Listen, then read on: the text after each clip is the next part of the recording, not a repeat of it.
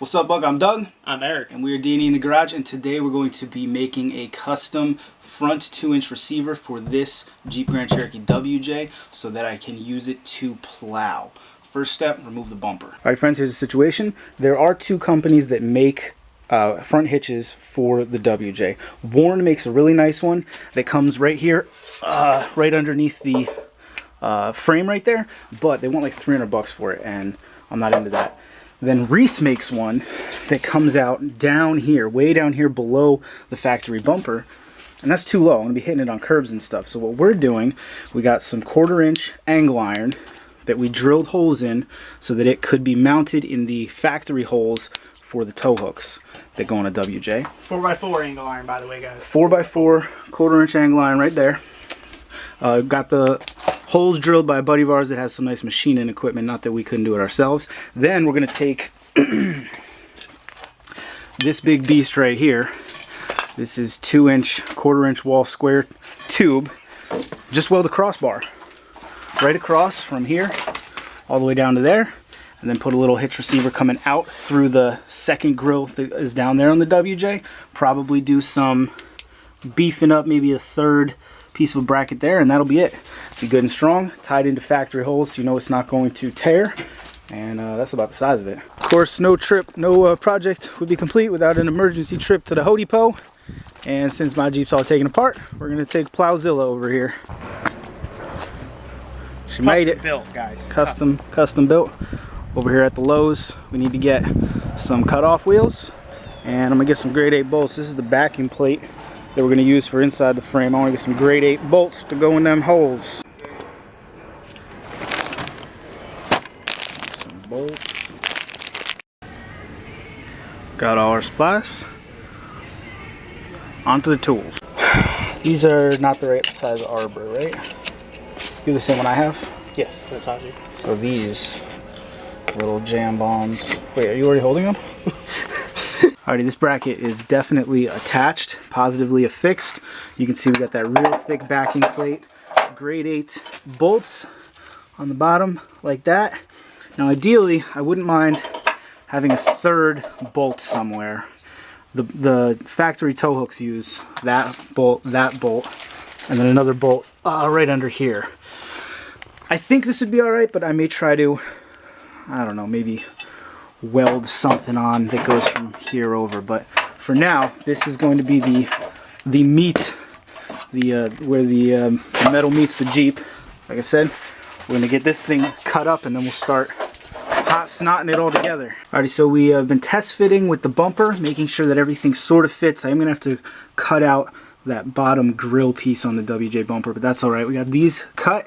Now we are on to our 1/4-inch wall 2-inch tube, which is going to be the bulk of it. We've got it measured out, and we're going to go through about 20 cut-off wheels now, trying to cut through this thing. Also, Doug and I got really safe and bought face shields. Tell them why, Eric. What happened was we were grinding some of the other pieces, and I was working right here, and Eric was standing at the vise right there grinding, and we both had goggles on, but one of the cutoff wheels blew apart, sent chunks everywhere, and we said, you know what, we're better than this. So we got smart, got safe, we got face shields. Guys. How did you get yours to work so nicely? What do you mean? Mine's not doing what yours is doing right now. No, I'm not going all the way up. I don't know. I don't know what to tell you.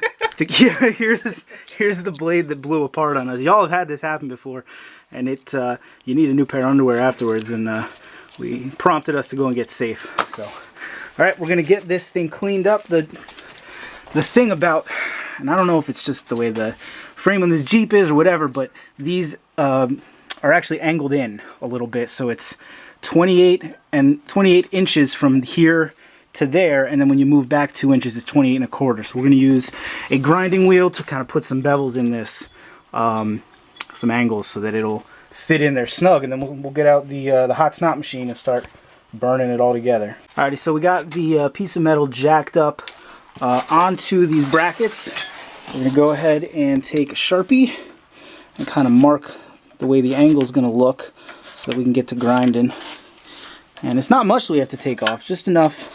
Eric pointed out that I was going to just force it in here with a hammer and then weld it, but then when I take this out, these brackets will actually move and I'll never get it back in. So the system cannot be under tension when you weld it. You want everything to just fit nice and loose, you know, snug, so that when I take this off to paint it, I can get it back on. So we're gonna take this down, and this will be the tedious pit of grinding, fitting, but we'll get her.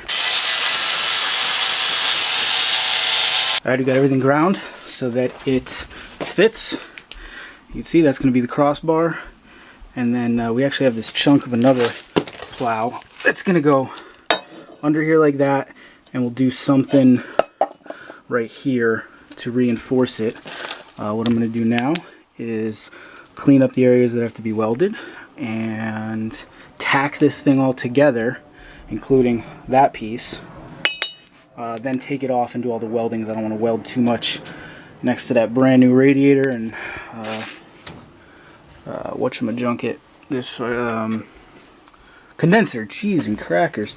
It may be February now, but come August I want to have AC. So I'm just going to clean all this up with the flap wheel, but I think I'm pretty impressed. I think she looked good. To be honest with you, this is exactly what the Warren one does. It uses these two holes and a setup like that. Alright friends, we got everything cleaned up where it's going to be welded. I got it measured to make sure this thing's straight. Like I said, we're going to tack it, and then we'll take it off and do all the final welding off the vehicle. Alright friends, here is the majority of it. Now it's out of the vehicle, so I can do the final welding. This piece is going to be underneath it there, and that's all there is to it, man. Now I'm a terrible welder. I mean, it'll get the job done, but it won't look pretty, so we're not going to zoom in too far on me doing the welding process, but I'll bring y'all in afterwards when we're getting it back fit up to the vehicle. Alrighty, I'm trying to get it all fit up here before I weld the final piece on. There's no way to get it in with these outside rungs in, so I'm going to cut these out of each side and see if I have to cut anything else. The idea here is that the hitch is going to come right out from underneath this one, so I'll notch this one down a little bit, this middle one. It'll pretty much be good to go. That'll be about it. I'm going to weld this on. Alrighty friends, I did the welding without you guys. I'm not a terribly good welder anyway, but these welds came out good enough. It's all going to hold together even if it's not super pretty. Got our brackets there. I still have to trim the bumper, but I think first what we're going to do is get it mounted up for the final time onto the Jeep. I do want to paint it at some point, but tomorrow we're getting 10 inches of snow, so it's kind of sink or swim. I need to get the plow on the Jeep. Alrighty friends, this is what we have now. You can see, oh, I'm telling you, it's strong as hell. Ignore my truly disgusting looking welds. I will tell you, I took a 5-pound sledge and wailed on all parts of it to make sure it was good and strong. She good. Next step, I'm real happy with it. I mean, it's nice and tight. It's in there. The plow I use has a secondary adapter that brings it out to about here, so it's nice to have it back tucked away. Our next step is going to be to trim the bumper, and then we're good to go. So let's get the Dremel and get to cutting.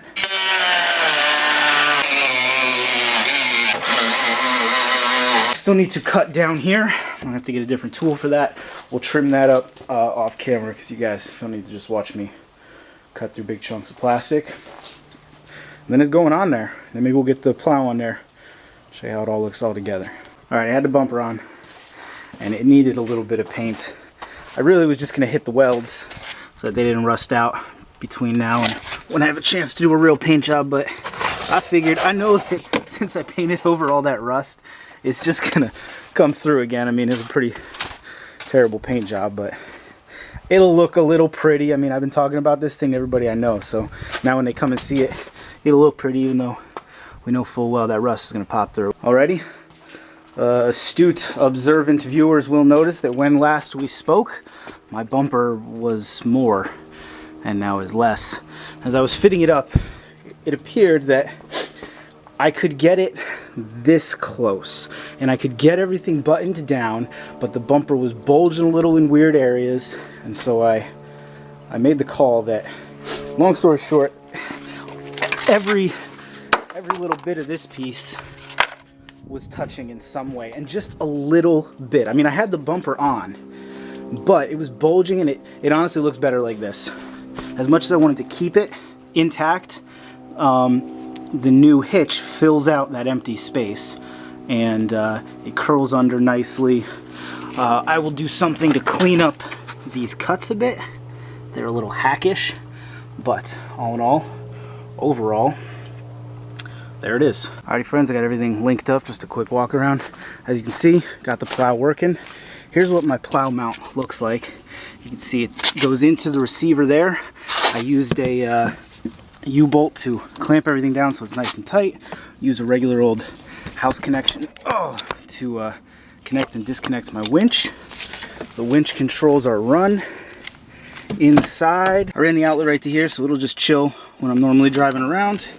And then when I need to, plug in the actual controller here, and from inside the cab I can use my winch. A lot of you may remember on the XJ I had in-cab winch controls. I don't think I'm gonna do that to this WJ. This is too pretty. I'd have a hard time cutting it up. But the point is that this was all a success. My little home use plow is mounted to my WJ. It's mounted securely, it's mounted strongly. If anybody's wondering about this plow setup, this is a Snow Bear plow setup. I got it used. They're designed for home use, for guys that are just doing their own driveway. That's why they go into the 2-inch receiver down there. Works great for me. Eric actually took this setup and then beefed it up so that he could do friends and family driveways. He does, you know, a couple other driveways. He was able to make this setup real strong. At some point we'll definitely do a walk around on that. But for now, mission to make a plow WJ complete, finished. Thanks for watching, guys. See you next time. Put my tools away. I always forget to mention something when we're talking about WJs. How about how the WJ from 99 to maybe 02, the bolts that hold the friggin' grill on are 7 mil. It's like the only 7 mil bolt ever made. Has anyone else ever needed a 7 mil socket? No.